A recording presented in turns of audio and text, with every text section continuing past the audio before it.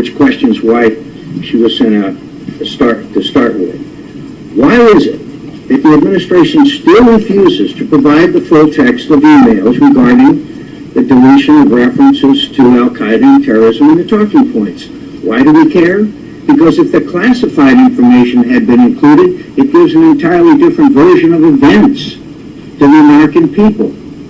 Going to the American people and tell them what happened, then you ought to have your facts straight, including, the ambassador said, quote, Al-Qaeda is decimated and our consulates and embassies are secure. So here we are, 4 months later, and we still don't have the basic information. Now, if you want to go out and tell the American people what happened, you should at least have interviewed the people who were there, instead of saying, no, we couldn't talk to them because an FBI investigation was going on. And by the way, as I said at the time, I just happened to be on one of those talk shows, people don't bring RPGs and mortars to spontaneous demonstrations. That's a fundamental. And of course, the president continued to say, days afterwards, September the 12th, he made a reference to act of terror. September 12th on 60 Minutes, too early to know. September 20th on Univision, we're still doing an investigation. September 24th on The View, we're still doing an investigation. The President of the United States, as late as September 24th, 2 weeks later, did not acknowledge that this was an act of terror conducted by people who were at least somehow connected to the Al-Qaeda. And finally, Madam Secretary, I strongly disagree with your depiction of what we did after Gaddafi fell. We did not provide the security that was needed. We did not help them with border security. We did not give them the kind of assistance that would have been necessary to help dismantle these militias that still, to this day, remain a challenge to democracy in Libya and freedom. You knew Chris Stevens very well. I knew him very well. I knew him on July 7th when I went to Libya to observe the elections. And at that time, on July 7th, he expressed me his deep and grave concerns about security, particularly in Benghazi.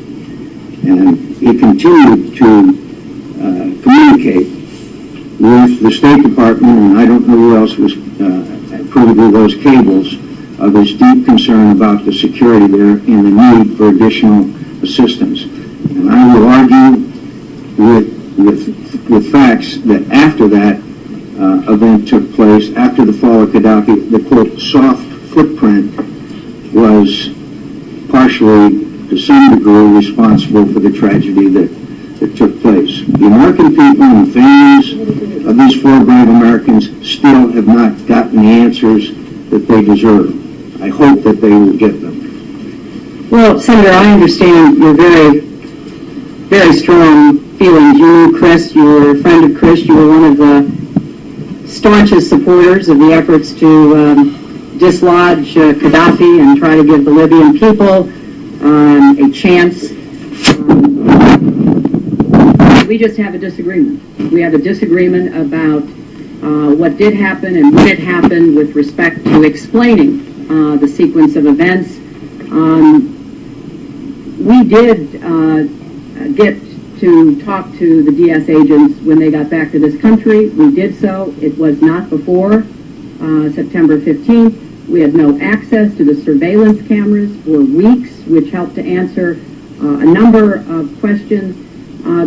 But with respect to helping the Libyans, and that also goes to the question Senator Rubio asked, we will provide a list of everything we were doing and we're attempting to do, but I will also tell you that since March 2011, congressional holds have been placed on programs for many months for aid to Libya. We've had frequent congressional complaints. Why are we doing anything for Libya? It's a wealthy country. It has oil. Disagreement from some sources that we should never have been part of any UN mission in Libya. Currently, the House has holds on bilateral security assistance. on other kinds of support for anti-terrorism assistance. So we got to get our act together between the administration and the Congress. If this is a priority, and if we are serious about trying to help this government stand up security and deal with what is a very dangerous environment from east to west, then we have to work together. So I hope that we can have the kind of discussion where we can agree on certain approaches that will make a difference. I would urge that you look and read both the classified and unclassified versions of the ARB that tries to deal with the very questions that you and Senator Johnson are raising, the timing of it and the like. But I also hope we're looking forward, because right now Libya is still dangerous. It is still in a very unstable status. And whatever we can do for them, we at least ought to agree we need to do and get out there and start delivering.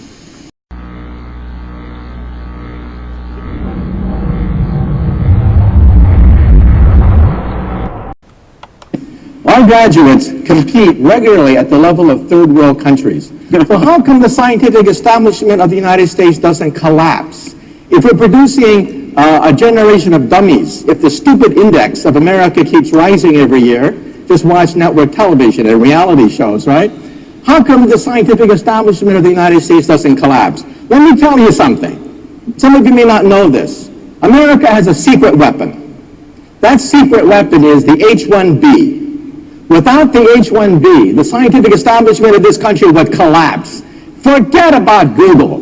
Forget about Silicon Valley. There would be no Silicon Valley without the H1B. And you know what the H1B is?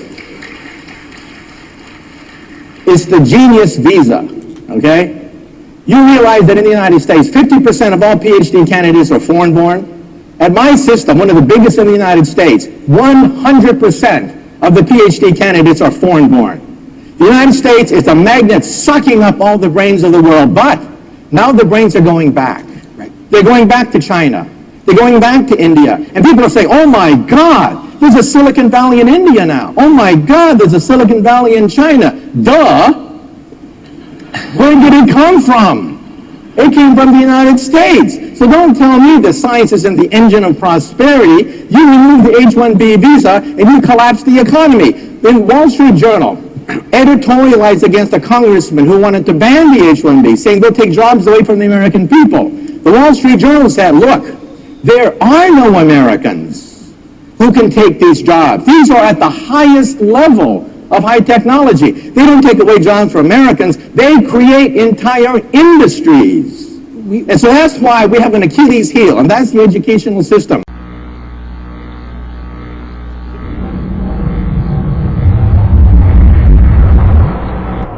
Live, this is One for the Record. I'm Diana, and today is January 23rd, 2013. And here are your updates for today. The Watchers watching the world. A day in the life of Venus. Ooh, that might be interesting. Also, new tropical cyclone forming near western Australia as Tropical Storm Oswald dispatches over Queensland, Cape York Peninsula. Okay, there's some other interesting news. Oh, Meteosat 10 takes over from Meteosat 9. Alright, and there's some other interesting things. Let's move on. Alright, moving on. The Extinction Protocol 2012 and beyond. I'm also attaching some interesting things that I came across today. One's from Paul BEGLEY's channel, and I guess it's starting with the Clinton trials in Libya. Okay, so that started. So Clinton is testifying right now. I got just a part of it. You can watch more on Paul BEGLEY's channel. Okay, let's see what's on the Extinction Protocol. Uh-oh.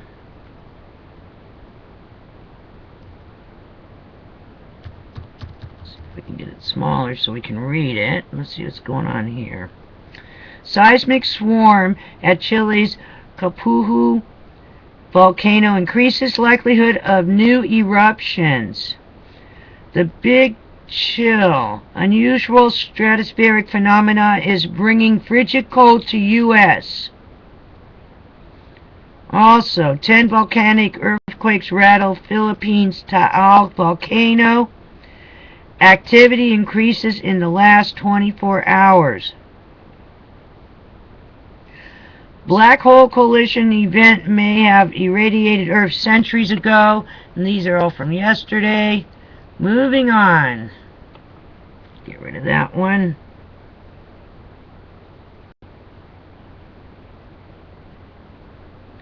So the Benghazi trials are going on right now. And Clinton is testifying.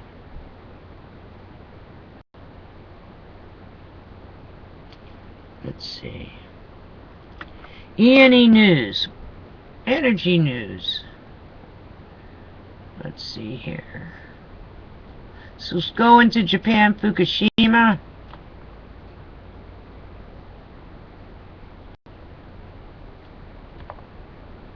Alrighty then.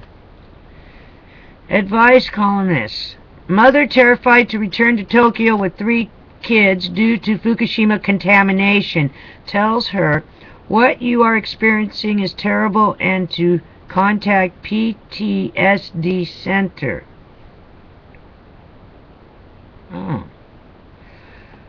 Yamamori. Nuclear reaction can be triggered when removing melted fuel from Fukushima plant. Also today, Fukushima Daiichi worker. Contamination is still spreading around from plant. Significantly high levels may be spread during decontaminating work. Also, there's quite a bit today. Wife of Fukushima Daiichi worker. He said to evacuate on day of 3/11 and that the nuclear plant would melt down. Ooh. Also today, Fukushima 7th grader. The people in the government know we are suffering and they don't do anything. Also today, oh that's terrible. Telegraph. Teacher forced pupils at Japanese schools to drink diluted acid. What? I'll read that again. Telegraph. Teacher forced pupils at Japanese school to drink diluted acid. Oh. Alrighty then. Oh, yesterday. Japanese journalist. We must know that we are responsible for committing such a huge crime to contaminate the world. Heads up, Japanese journalists. We must know that we are responsible for contaminating such a huge, committing such a huge crime to contaminate the world. Whoa, there you go. They contaminated the world. And it's still going. Oh, yes.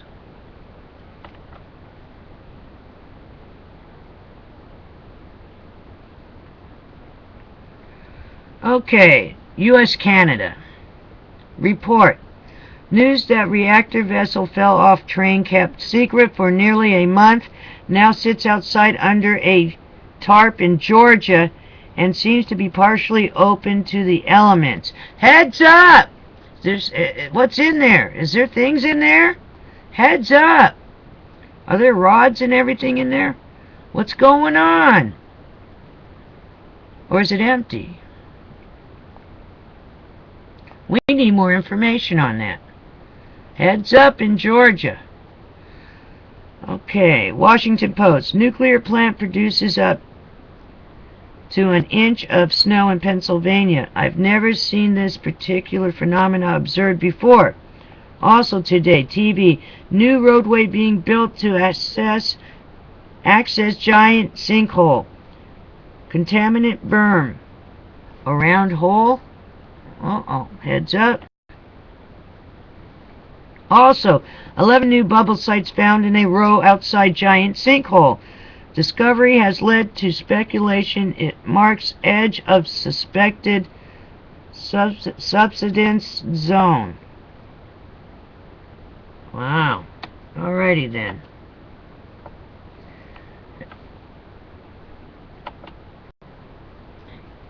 It is Wednesday, hump day. It's 3 days down. We're almost there. 2 to go before the weekend. Take care, hang in there, and always be prepared for anything. Alright, stay safe, everybody. I'll see you tomorrow. And I'm attaching videos to the front of this report.